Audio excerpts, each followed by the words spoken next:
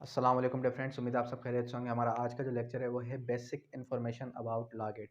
आज के इस लेक्चर के अंदर हम जितनी भी बेसिक इन्फॉर्मेशन है लॉ गेट से रिलेटेड वो डिस्कस करते चलेंगे। अब ये जो लॉ गेट एक टेस्ट होता है लॉ गेट, एक होता है सी लॉ, स्पेशल इक्विवेलेंट एग्जाम। सी लॉ की फुल फॉर्म क्या है? Special equivalent exam,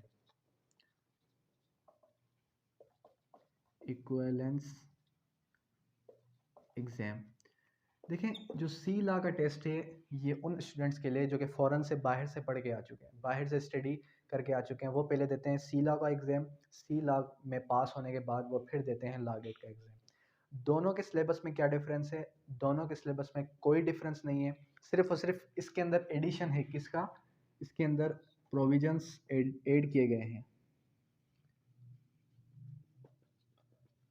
provisions of specific relief act.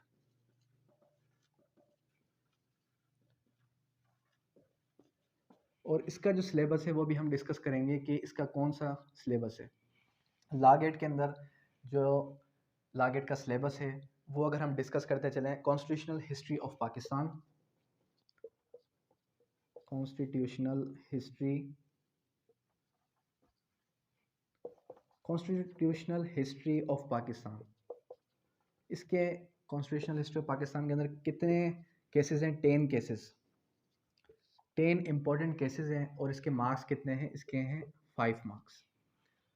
उसके बाद जो नेक्स्ट है वो क्या है? वो है आपका constitution of Pakistan 1973, constitution of Pakistan,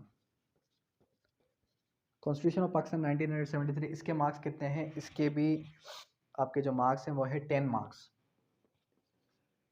constitution of Pakistan के अंदर वो कौन से सवाल दे सकता है, उसके कौन कौन से चैप्टर्स हैं? उसके आपके पास चैप्टर्स है फंडामेंटल राइट्स और आपका प्रिंसिपल ऑफ पॉलिसी, और फिर जो है पार्लियामेंट का चैप्टर जो कि 50 से लेके 89 तक है, और फिर जुडिकाटर का चैप्टर 175 से लेके 212 तक। ये इसके आर्टिकल्स हैं। उसके बाद इंटरनेशनल लॉ,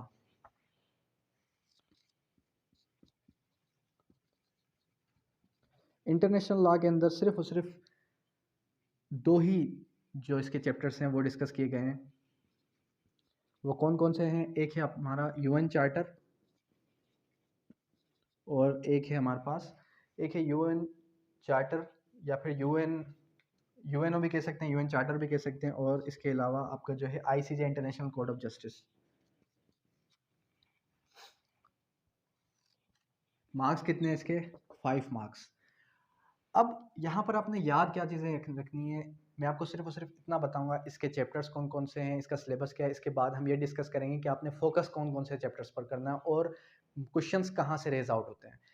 और इसके अलावा जो जुरिस्प्रूडेंस है, देखिए जुरिस्प्रूडेंस के अंदर उसने क्या किया, जुरिस्प्रूडेंस के मार्क्स कम दे दिए, और जुरिस्प्रूडेंस के मार्क्स के साथ साथ एक इंग्लिश जुरिस्प्रूडेंस भी दे दिया और एक जो है मॉडर्न जुरिस्प्रूडेंस भी दे दिया। 5 मार्क्स आपके जो है इंग्लिश जुरिस्प्रूडेंस के, 5 मार्क्स आपके मॉडर्न आपके जो है इस्लामिक जुरिस्प्रूडेंस के। इसके अलावा उसने और कौन सा सब्जेक्ट दिया? और आपका दे दिया आपका कोड ऑफ सिविल प्रोसीजर। अब कोड ऑफ सिविल प्रोसीजर जो है सीपीसी, इसके मार्क्स कितने हैं? इसके मार्क्स हैं 20 मार्क्स। और इसके अलावा क्यूएसओ, क्यूएसओ के मार्क्स कितने हैं? वो भी 20 मार्क्स। और लीगल एथिक्स, लीगल एथिक्स के कितने मार्क्स हैं? 10 मार्क्स। और इसके अलावा सीआरपीसी, सीआरपीसी के मार्क्स कितने हैं? 10 मार्क्स। और पीपीसी, पीपीसी के मार्क्स कितने हैं आपके? 10 मार्क्स। टोटल आपके 100 मार्क्स हो गए। आपने फोकस कहाँ करना है? फोकस करना है सीपीसी पर, और उसके साथ साथ कानूनी शहादत ऑर्डर पर, और फिर जो है लीगल एथिक्स पर। इन पे फोकस करें, या फिर आइदर आप इन पे फोकस कर सकते हैं सीपीसी, क्यूएसओ और जो है पीपीसी। क्योंकि देखें 40 मार्क्स यहाँ से बन गए आपके 10 मार्क्स। इन तीनों में से कोई जो भी सब्जेक्ट आपको ईजी लगता है, यहाँ से आपके 10 मार्क्स और 10 हो गए, 50 मार्क्स ये हो गए।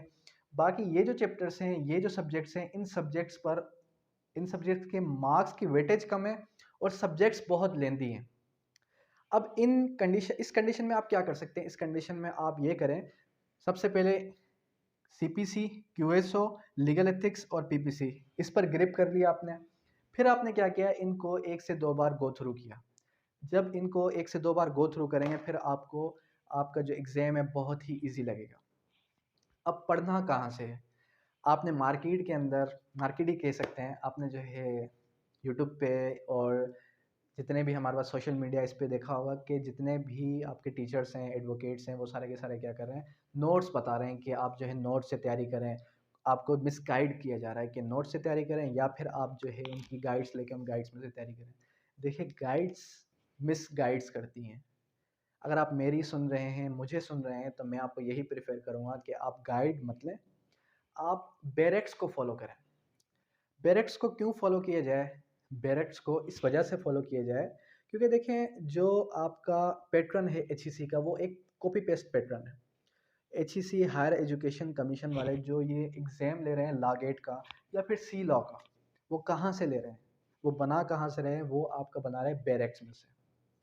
डायरेक्ट उठाया, उसमें से ही क्वेश्चंस निकाले, इलस्ट्रेशंस निकाली और आपके क्वेश्चंस में आपके जो है एग्ज़ाम के अंदर पुट डाउन कर दिए। कहने का मेरा मकसद सिर्फ़ और सिर्फ़ आपको इतना है कि आप गाइड्स या नोट्स की तरफ फ़ोकस ज़्यादा करने से अच्छा ये है कि आप जो है अपने डायरेक्ट्स पर फ़ोकस करें।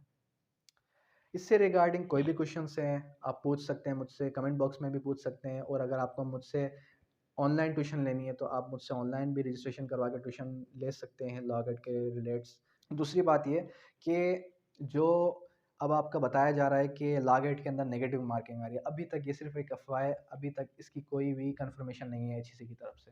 जब कन्फर्मेशन हो जाएगी इंशाल्लाह मैं आपके साथ वो भी शेयर करूँगा। सबसे पहले तो आपने किस चीज़ पर फ़ोकस रखना है? मोबाइल फ़ोन को हटा के सिर्फ़ और सिर्फ़ डायरेक्ट्स को ओपन करें, बुक्स को खोलें, वहीं से इलस्ट्रेशन पढ़ें, बुक्स में से ही पढ़ें। बेहतर यही है। गाइड्स नोट्स आपका जो है ना बेड़ा गर्क कर देंगे क्योंकि गाइड्स नोट्स आपको ईज़ी अंडरस्टैंड करने के लिए दी जा रही हैं। मैं ये नहीं कह रहा कि आप लें ही मत, आप गाइड्स भी लें, नोट्स भी लें। पहले डायरेक्ट्स को पढ़ें, फिर आप नोट्स और गाइड्स पे देखें। आप दोनों को खुद ही जज करें कि दोनों में से कि कहाँ बेहतर लिखा हुआ है। गाइड से बेशक आप अंडरस्टैंड कर लें उसमें से, लेकिन आपने जो वर्डिंग याद रखनी है वो बैरक की वर्डिंग याद रखनी है क्योंकि लास्ट टाइम भी क्या हुआ था, मे और शल के सवाल ज़्यादा आए थे। तो होपफुली आपको समझ में आ चुका होगा आज का lecture. Thank you, that's all.